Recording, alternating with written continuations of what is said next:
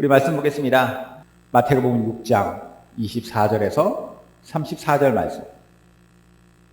우리 한 절씩 저 여러분이 교독하겠습니다. 한 사람이 두 주인을 섬기지 못할 것이니 혹 이를 미워하고 저를 사랑하거나 혹 이를 중히 여기고 저를 경히 여김이라. 너희가 하나님과 재물을 겸하여 섬기지 못하느니라. 그러므로 내가 너희에게 이르노니 목숨을 위하여 무엇을 먹을까, 무엇을 마실까, 몸을 위하여 무엇을 입을까 염려하지 말라. 목숨이 음식보다 중하지 아니하며 몸이 의복보다 중하지 아니하냐. 공중의 새를 보라. 심지도 않고 거두지도 않고 창고에 모아들이지도 아니하되 너희 하늘 아버지께서 기르시나니 너희는 이것들보다 귀하지 아니하냐. 너희 중에 누가 염려함으로 그 키를 한 자라도 더할 수 있겠느냐. 또 너희가 어찌 의복을 위하여 염려하느냐. 들의 백합화가 어떻게 자라는가 생각하여 보라. 수고도 아니하고 길쌈도 아니하느니라. 그러나 내가 너희에게 말하노니 솔로몬의 모든 영광으로도 입은 것이 이 꽃 하나 같이 못하였느니라. 오늘 있다가 내일 아궁이에 던져지는 들풀도 하나님이 이렇게 입히시거든. 하물며 너희일까 보냐. 믿음이 작은 자들아.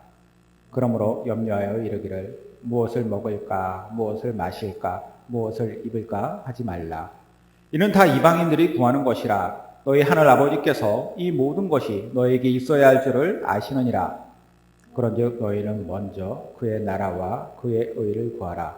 그리하면 이 모든 것을 너희에게 더하시리라. 같이 읽겠습니다. 그러므로 내일 일을 위하여 염려하지 말라. 내일 일은 내일이 염려할 것이요 한날의 괴로움은 그날로 족하니라. 아멘. 제가 어렸을 때 주산학원이 인기가 있었어요. 주산학원.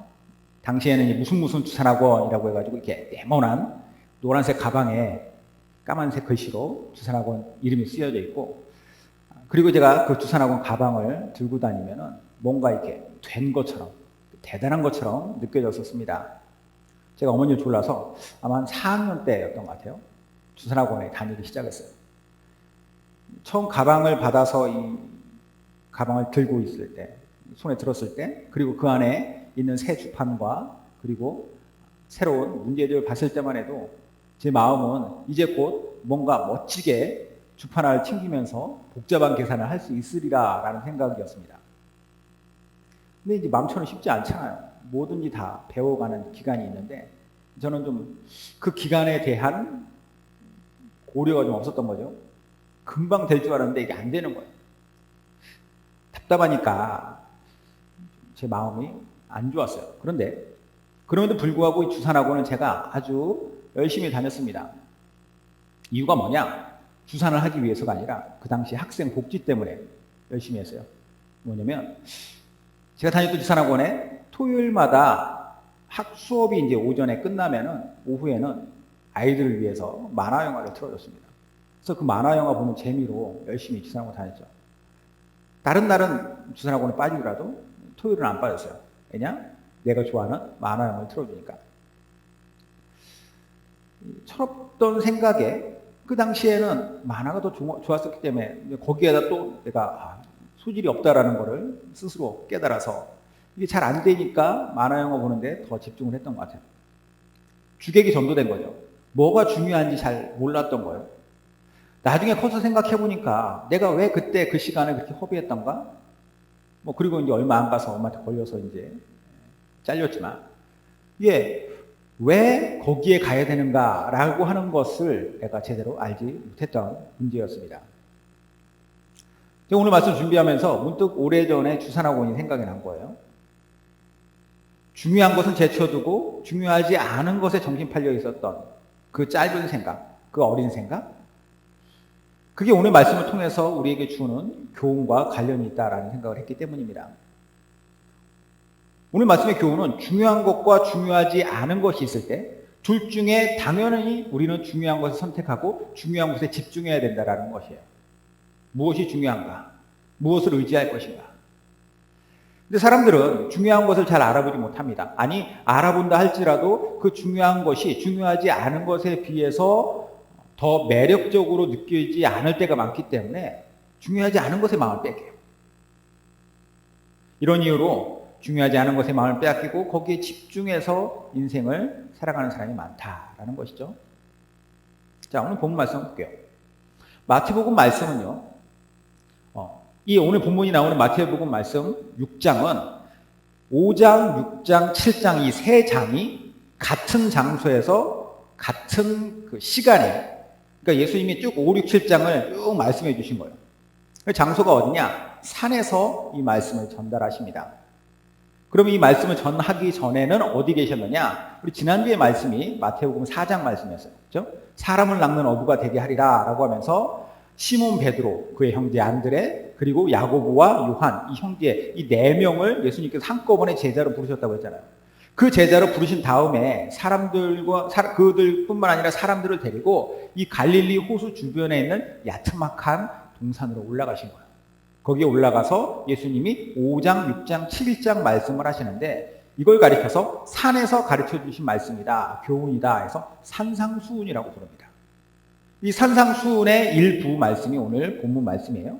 산상수훈에는 아주 유명한 이야기들이 있어요. 예를 들어서 이 산상수훈의 5장에 보면은 예수님께서 8가지 복이라고 하는 것에 대해서 이야기를 하십니다. 심령이 가난한 자는 복이 있나니 천국이 저희 것이며, 애통하는 자는 복이 있나니 저희가 위로를 받을 것이며, 이렇게 하시면서 복에 대해서 8가지 복을 쭉 말씀하시는 아주 유명한 팔복에 대한 이야기를 하시고, 팔복 이야기 이후에는 또 무슨 얘기를 하시냐면 너희는 세상의 소금이다, 너희는 세상의 빛이다 라고 하는 아주 유명한 말씀을 또 하시죠. 그리고 예수님이 또 기도에 대해서 잘못된 기도를 말씀하시면서 정말 올바른 기도는 중언부언하는 기도가 아니라 너희는 이렇게 기도하라 라고 하시면서 주기도문을 알려주세요. 그리고 또 뭐 기도하는 방식에 대해서도 금식할 때에는 너희가 이것을 겉으로 티내고 금식했다고 티내는 것이 아니라 오히려 그럴 때 더 깔끔하게 너희가 금식하고 있는 것을 하나님과 너 사이의 관계성 속에서만 알게 하여서 그 기도가 순수하게 해라, 이런 말씀도 하시죠. 이게 이제 산상수훈에 나오는 이야기인데, 그렇게 하시면서 이 본문, 오늘 본문 바로 앞에 무슨 얘기를 하시냐면 보물을 이 땅이 아니라 하늘에 쌓아놔야 된다. 그러니까 이 땅에다 쌓아놓는 것은 녹이 쓸고 그러니까 그게 아니라 하늘에 쌓아두는 것이 옳다라고 얘기하세요. 그럼 왜 보물을 한 땅이 아니라 하늘에 쌓아둬야 된다고 말씀하시느냐? 이것은 이 땅에서 나 혼자 잘 먹고 잘 살려고 하는 목적으로 돈을 벌면 안 된다는 거예요. 그러니까 거기에 혈안이 되어서 사람들이 살아가는데 그러면 안 된다는 것이죠. 하나님의 뜻을 이루기 위해서, 하나님의 나라를 위해서 물질도 사용할 줄 알아야 된다라고 하는 이야기를 하시면서 오늘 말씀으로 딱 넘어오는 거예요. 자, 오늘 말씀에 뭐 얘기하시느냐? 24절에 뭐라고 하세요? 24절 거예요. 한 사람이 두 주인을 섬기지 못한다. 혹 이를 미워하고 저를 사랑하거나 혹 이를 중히 여기고 저를 경히 여김이라. 그런데 그 두 가지가 뭐예요? 하나님과 재물이다 라고 얘기하죠. 하나님과 재물은 겸하여서 섬기는 게 아니다 라고 얘기하세요. 말 그대로 하나님과 돈은 동시에 섬길 수 있는 게 아니다. 동시에 섬겨도 안 되니까 당연히 하나님보다 돈을 더 섬겨도 안 되겠죠. 사람들에게는 그런데 하나님을 섬기는 것보다 돈을 섬기는 것이 더 매력적인 것으로 느껴질 때가 많습니다. 왜 그러느냐? 돈의 위력을 알기 때문에. 돈의 위력을 받기 때문에. 우리 어린 아이들도 돈의 힘을 알아요. 그러니까 당장 보이는 그 힘과 위력에 압도돼서 그 매력에 끌려서 그것을 섬기는 삶을 살아간다는 거죠. 그러면 하나님이 돈보다 덜 위력적인 존재냐? 그렇습니까? 하나님이 돈에 비해서 그 위력이 덜합니까? 아니죠. 하나님의 위력이 돈보다 덜 할 수는 없어요. 그런데 문제는 뭐냐? 하나님이 돈보다 더 명확하게 보이지 않기 때문이라는 거예요. 그러니까 당장 보이기에는 돈이 더 위력적으로, 돈이 더 명확하게 힘이 있는 것처럼 보인다는 거죠. 그런데 그렇게 보이는 이유는 뭐냐? 스케일 때문에 그렇습니다. 그러니까 돈이 가지고 있는 크기와 하나님의 크기는 비교할 수가 없죠. 아까 제가 주산학원 얘기했잖아요. 주산학원 다닐 당시에 왜 그러느냐? 어른이 되어서는 전혀 그렇게 생각하지 않아요. 그러니까 만화 영화가 뭐라고 거기에 내가 주산학원 학원비를 대면서 거기 가겠습니까? 그런데 어렸을 때는 그게 더 재밌고 더 흥미롭고 그게 나한테 더 좋은 거라고 생각하는 거예요. 하나님도 마찬가지입니다. 사람들이 돈이 당장 눈에 보이는 것이 더 명확하게 보이고 돈의 힘이 더 세 보이니까 그거보다 더 큰 분에 대해서 인식을 하지 못하고 사는 거예요. 하나님이 세상에 모든 돈을 합친 것보다 더 능력이 있으시다는 걸 우리 다 알고 있습니다. 이론적으로는 알고 있는데 실제적으로 그런가? 실제적으로 삶에서 그런 것을 인정하고 사느냐? 이건 별개의 문제입니다. 세상의 모든 것은 하나님이 만드셨어요. 그렇죠? 하나님 만드셨기 때문에 돈도 물질도 다 하나님보다 클 수가 없습니다. 세상의 모든 돈을 끌어모아도 하나님보다 값질 수가 없죠. 강할 수가 없습니다. 이 세상에 있는 모든 돈을 다 끌어모은다고 해서 그런 소유를 가지고 이 우주에 있는 수많은 별들 중에 하나라도 살 수 있겠습니까? 지난달에 5월 8일 날, 올해 5월 8일 날 미국의 한 가정집에 하늘에서 돌이 떨어졌어요. 그래가지고 지붕을 뚫고 들어와서 천장을 뚫고 그 마룻바닥에 이게 돌이 박히진 않았는데 퉁 떨어졌습니다. 사이즈가 10cm, 15cm, 그리고 무게가 한 2kg 정도 되는 돌이었다고 해요. 자, 다행히 사람이 맞지 않아가지고 불상사는 없었죠. 그런데 그 집주인이 너무너무 행복해했다라고 기사에 나왔어요. 그리고 그 기사, 여러 제가 신문기사들을 이렇게 찾아봤는데 신문기사들마다 뭐라고 써있냐면 우주 로또라고 써있어요. 이게 정말로 하늘에서 떨어진 운석이라면 이거는 그야말로 로또다라는 거죠. 어마어마한 가치가 있다라는 거예요. 하늘 위에서 떨어진 별똥별 하나도 이게 다 타서 없어지지 않고 남아있는 조그마한 조각이 이렇게 떨어진 거잖아요. 그거 하나도 인간이 그것의 가치를 매길 때에는 수억, 수십억의 가치가 되는데 하물며 그 모든 것을 만들고 주관하시는 하나님의 가치를 우리가 어떻게 매길 수 있냐는 거죠. 비교할 수가 없다라는 거예요. 자, 오늘 예수님이 그 이야기를 하십니다. 당장 눈앞에 보이는 돈이 더 커 보이고 위력이 있어 보이고 더 힘이 강해 보이지만 그것과는 하나님 비교할 존재가 아니다라는 거죠. 그러므로 그 돈의 위력 앞에 무릎 꿇는 것이 얼마나 어리석은 것이냐 이 말씀하시는 거예요. 아까 두 사람은 얘기 다시 할게요. 지금 와서는 후회합니다. 왜 내가 그때 더 열심히 하지 않았을까? 왜 그때 조금 더 내가 정신 차리지 않았을까? 중요한 것은 시각이 달라지니까 컸을 때 바라보는 시각과 그때의 시각이 아까도 얘기했지만 다르기 때문이라는 거예요. 그러므로 우리는 돈의 위력에 대해서도 그 위력이 크다라는 것은 분명한 것이지만 그것과 비교할 수 없는 하나님에 대해서 우리의 신앙이 더 깊어지고 성숙해지면일수록 그 돈이 아니라 하나님의 위력을 더 발견할 수 있고 하나님의 능력을 더 의지하면서 살아야 된다는 것이죠. 그게 더 성숙한 믿음을 가진 크리스찬다운 모습이 아닐까요? 예수님께서 이렇게 말씀하세요. 25절 볼까요? 그러므로 내가 너희에게 이르노니 목숨을 위하여 무엇을 먹을까? 무엇을 마실까? 몸을 위하여 무엇을 입을까? 염려하지 말라. 목숨이 음식보다 중요하지 아니하며 몸이 의복보다 중하지 아니하냐. 무슨 뜻이에요? 얘들아, 돈보다 하나님의 위력이 더 크고 그분의 능력이 더 위대하다는 걸 알아야지. 그걸 믿어야지. 그렇다면 어디에 초점을 두고 살아야겠니? 라는 거예요. 이 초점은 여기서 나오는 무엇을 먹을까, 무엇을 마실까, 무엇을 입을까 이것은 그냥 살아가기 위한 최소한이 아니라 그 삶의 질을 위하여서 더 거기에 집중한다는 의미입니다. 그러니까 더 좋은 것 먹기 위해서, 더 좋은 옷 입기 위해서 그렇게 그걸 통해 가지고 살기 위한 그걸 또 공급해 주는 뭐가 필요해요? 돈이 필요하니까 그 돈을 경배하고 섬기는 삶을 살면 안 된다는 거죠. 이 모든 것을 너에게 주시는 분, 그분이 누군지 알아야 된다는 거예요. 그분의 능력을 의지하고 그분을 온전히 발견하고 그분의 말씀을 따라 사는 게 중요하다. 이걸 얘기하고 계신 겁니다. 괜히 하지 않아도 될 염려와 하지 않아도 될 에너지의 낭비를 거기에 쏟으며 살지 말아라. 자, 그러면서 아주 알아듣기 쉬운 두 개의 예를 들어주십니다. 첫 번째 예는 공중에 날아다니는 새들입니다. 26절.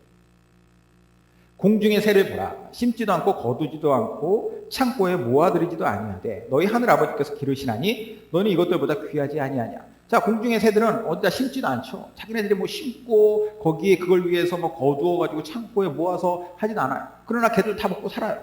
왜 먹고 사느냐? 만약에 왜 먹고 사느냐보다는 만약에 그 새들이 그렇게 하지 않았기 때문에 제대로 먹고 살지 못한다면 새들은 멸종했을 거예요. 그러니까 새들이 존재하는 이유는 뭐냐? 그 새들이 어디선가 먹고 산다라는 거예요. 그럼 그 먹고 사는 것은 어디에서 나왔냐라고 말씀하시냐면 하나님으로부터 공급되었다라고 얘기를 하시는 겁니다. 이게 당연한 자연의 이치처럼 생각될 수 있지만 그것이 먹이가 있다라는 것 자체가 이미 하나님의 은혜이고 하나님께서 베풀어 주신 것이다라는 거예요. 새만 그런 게 아니죠. 세상에 있는 모든 존재가 다 그렇습니다. 모든 동물들이 먹고 살 게 있기 때문에 사는 거예요. 안 그러면 멸망당했을 거예요. 멸종됐을 거예요. 그럼 이 환경, 그것을 먹고 살 수 있도록 만들어진 이 환경이 그냥 만들어졌느냐? 과학을 이야기한다는 어떤 사람들은 우연의 우연을 겹쳐가지고 이 환경이 만들어졌고 그 환경에 적응하기 위해서 그 존재들을, 모든 동물들이 그것을 먹고 살았기 때문에 이렇게 존재한다라고 얘기하죠. 그러나 그 환경이 조성되지 않은 상태에서 어떻게 모든 동물들이 멸절되지 않고 있을 수 있었느냐? 여기에 대해서는 명확한 답을 어떻게 내립니까? 하나님께서 먼저 조성해 주신 거예요. 잠깐 이와 관련된 천지창조 이야기를 하겠습니다. 천지창조. 하나님께서 첫날에 빛이 있으라 라고 시작하면서 천지창조를 6일 동안 하세요. 마지막 날에 뭘 창조하십니까? 제일 마지막 여섯째 날에 육지에 사는 동물들과 마지막에는 인간을 창조하시죠. 그렇죠? 그러면 이렇게 하나님께서 쭉 무생물에서부터 생물에 이르기까지 창조를 해오시는 이 순서가 그냥 하나님께서 랜덤으로 하셨을까요? 아니에요. 하나님이 천지 창조하신 순서는 하나님께서 그것들을 조성해 놓으시고 그리고 그것 존재들이 모든 동물들이나 이런 것들이 존재할 수 있도록 하셨다라는 거예요. 그리고 그 앞으로도 그렇게 하시겠다라고 하는 거예요. 하나님의 의지와 능력을 명확하게 보여주신 겁니다. 이게 우연일까요? 우연처럼 보일 만큼 아주 자연스럽게 보이지만 사실 이게 그냥이 아니라는 거예요. 하나님의 능력이라는 겁니다. 이런 하나님께서 모든 존재를 돌보십니다. 각자 살아갈 수 있도록. 그러면서 예수님이 말씀하세요. 하물며 인간은 어떻겠느냐. 한 발짝 더 나아가서 그 인간들 중에서도 너희들, 하나님을 아버지라고 부르는 너희들은 어떻겠느냐. 명확한 거죠. 하나님께서 너희를 돌보신다. 자, 두 번째 예를 또 드십니다. 두 번째 예는 뭐냐? 28절부터 볼까요? 땅의 백합화를 포함한 여러 가지 들풀들을 이야기하세요. 또 너희가 어찌 의복을 위하여 염려하느냐? 들의 백합화가 어떻게 자라는가 생각하여 보라. 수고도 아니하고 길쌈도 아니하느니라. 그러나 내가 너희에게 말하노니 솔로몬의 모든 영광으로도 이룬 것이 이 꽃 하나만 갖지 못하였느니라. 오늘 이따가 내일 아궁이에 던져지는 들풀도 하나님께서 이렇게 입히시거든. 하물며 너희일까 보냐? 믿음이 작은 자들아. 이 말은 다른 말로 하면 믿음이 작은 자들아 라고 하는 건 뭐예요? 아까 제가 말씀드렸죠. 스케일이 작다라는 거예요. 바라볼 수 없다라는 거예요. 하나님이 어떻게 일하시는지에 대해서 너무 큰 그 하나님에 대해서 모르고 눈앞에 있는 이 작은 것에 집중하고 있다라는 거죠. 인간이 살아가는 데 있어서 가장 중요한 것은 의식주입니다. 의식주. 그 중에서 제일 좋은 게 이제 먹을 것이라면 그 다음 중요한 것은 아마 입는 옷일 거예요. 그죠? 먹는 것, 마시는 것, 입는 것, 이 모든 것은 다 뭐가 있어야지 할 수 있느냐? 돈이 있어야 돼요. 그죠? 그걸 얻기 위해서 사람들은 여러 가지 이 돈의 위력에 의지하는 거예요. 근데 아까도 말씀드렸다시피 여기서 예수님이 말씀하신 거 무엇을 먹을까, 마실까, 입을까 걱정하고 염려한다라는 건 뭐냐면 그냥 단순히 살아가기 위해서가 아니라 더 나은 삶을 위해서라는 거죠. 그러니까 더 나은 삶을 위해서 돈에 의지하고 돈에 내 삶을 맡기는 것은 어리석은 일이다. 새들을 통해서 먹는 문제를 이야기하셨다면 이제 입는 문제는 하나님께서 어떻게 책임져 주신다고 얘기해요. 예수님이 백합화를 한번 봐라. 들의 백합화를 한번 보면 그 백합화가 너희가 일일이 가서 잘 키우려고 노력했니? 일일이 가서 그 풀 뽑아주면서 거기에 너희들이 어떤 노력을 다 기울였기 때문에 그 백합화들이 이렇게 잘 컸니? 아니라는 거죠. 그런데 그냥 자연스럽게 큰 것처럼 보이는 이 백합화도 솔로몬이 누굽니까? 다윗의 아들로서 이스라엘의 가장 부강한 시대를 살았던, 가장 부유했던 왕이 솔로몬이에요. 솔로몬이 입었던 옷이라는 것이 얼마나 화려했겠습니까? 그러면 그 당시에 인간이 가진 기술력으로서 가장 아름답고 이쁜 옷을 만들었을 텐데, 그 화려한 옷을 만들었을 텐데 그것에 인위적으로 인간이 만든 것과 자연적으로 있는 이 백합화와 비교가 되냐라는 거예요. 비교가 안 된다는 거예요. 훨씬 더 아름답게 만들어져 있는 이 존재하고 있는 이것들을 보면서 너희들 뭘 생각해야 되느냐라는 것을 얘기하고 있어요. 아궁에 던져져서 태워질 들풀도 하나님께서는 하나하나 아름답게 돌보신다는 거죠. 이걸 깨달으라는 거예요. 이거. 하나님이 아닌 돈을 섬기고 돈이 있어야만 행복하다라고 생각하는 거 다 어리석은 생각이라는 거죠. 물론 돈이 필요 없다는 얘기가 아닙니다. 그런데 중요한 건 뭐냐? 섬긴다라는 거죠. 돈은 이용해야 될 것인데 돈을 섬긴다라는 거예요. 돈의 노예가 된다라는 거죠. 요즘 여름이라서 우리가 보면 다 푸르른 나무 보이죠? 많은 꽃들이 보여요. 이게 다 비슷비슷해 보여도 자세히 들여다보면 얼마나 다릅니까? 여기 이 하나만 보더라도 같은 꽃이지만 이 안에서 크기도 다양하고 또 예를 들어서 나뭇잎 보면 잎맥을 자세히 보면 마치 인간의 지문처럼 다 다르잖아요. 그러니까 그 모든 것들이 우연히 생겨난 것이 아니라 우연의 산물이 아니라 하나님께서 가지고 있는 하나님의 심리적인 그런 하나님의 감각이라는 거예요. 하나님이 디자인하셨기 때문에 만드셨기 때문에 이렇게 존재한다는 거죠. 여기까지 알려주신 예수님께서 종합적으로 정리해서 오늘 말씀을 이렇게 얘기하세요. 31절 32절. 그러므로 염려하여 이르기를 무엇을 먹을까 무엇을 마실까 무엇을 입을까 하지 말라. 이는 다 이방인들이 구하는 것이라. 너희 하나님 아버지께서 이 모든 것을 너에게 있어야 할 줄을 아시느니라. 자, 여기서 말하는 이방인은 뭐냐면 하나님과 상관없는 사람들. 그러니까 하나님은 보이지 않고 하나님에 대해서는 인식하지 못한 채로 그냥 돈만 보는 사람들, 이 사람들한테는 그 사람들의 가장 큰 초점은 무엇이냐, 무엇을 먹을까, 무엇을 마실까, 무엇을 입을까에 대한 염려이고 그것을 어떻게 더 많이 소유할 것인가에 대한 노력이고 그것을 위한 투쟁이지만 너희는 그렇지 않다. 그런데 이 말씀은 또 우리가 오해하지 말아야 될 게 뭐 인생 그거 별거 없어. 그냥 이렇게 생각 없이 살다 보면 먹을 것도 어디선가 떨어지고 마실 것도 땅에서 솟아나고 입을 것도 어디선가 이렇게 하나님 뚝 던져주시니까 그러니까 기도하면 살면 돼. 이걸 이렇게 해석하라는 말씀이 아니에요. 게을러라 유행을 바래라가 아니라 돈이 모든 것을 해결해 줄 거라고 하는 생각 자체, 그 힘을 믿고서 거기에 너의 인생을 맡기는 것 자체를 하면 안 된다는 거예요. 돈이 아닌 하나님을 섬기면서 성실하게 살 때 돈의 위력을 믿고 돈을 추구하고 추종하는 인생보다 더 복된 인생, 더 행복한 인생을 내가 하나님이 허락해 주신다는 거예요. 결론적으로 인생의 정답은 무엇이냐? 33절, 34절. 그런즉 너희는 먼저 그의 나라와 그의 의를 구하라. 그리하면 이 모든 것을 너희에게 더하시리라. 그러므로 내일 일을 위하여 염려하지 말라. 내일 일은 내일 염려할 것이요 한 날의 괴로움은 그날로 족하니라. 이 말을 그냥 먼저 그의 나라와 의를 구하라는 것을 그래 그러면 우리는 나가서 전도하는 게 최우선이지. 그리고 하나님의 나라를 위해서 내가 어떻게 내 몸을 어떻게 헌신해야 될까? 내 돈을 어떻게 헌신해야 될까? 이게 우선이지. 물론 그것도 그 부분 중에서 한 일부분일 수 있겠지만 본질적으로 이야기하는 것은 무엇이냐면 내가 어디에 초점을 두고 누구를 주인으로 삼고 살아야 될 것인지를 알아야 된다는 거예요. 자, 위진 피터슨 목사님이 메시지 성경이라고 하는 성경을 이렇게 그분이 현대적인 감각으로 자기가 알고 있는 신학적 지식으로 번역을 해놓은 성경이 있어요. 메시지 성경에서 이렇게 번역을 합니다.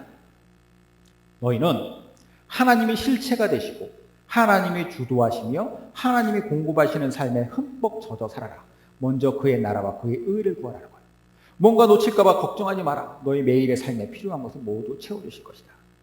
하나님께서 바로 지금 하고 계신 일에 온전히 집중해라. 내일 있을지 없을지도 모르는 일에 동요하지 마라. 어떠한 어려움이 닥쳐도 막상 그때가 되면 하나님께서 감당하실 힘을 주실 것이다.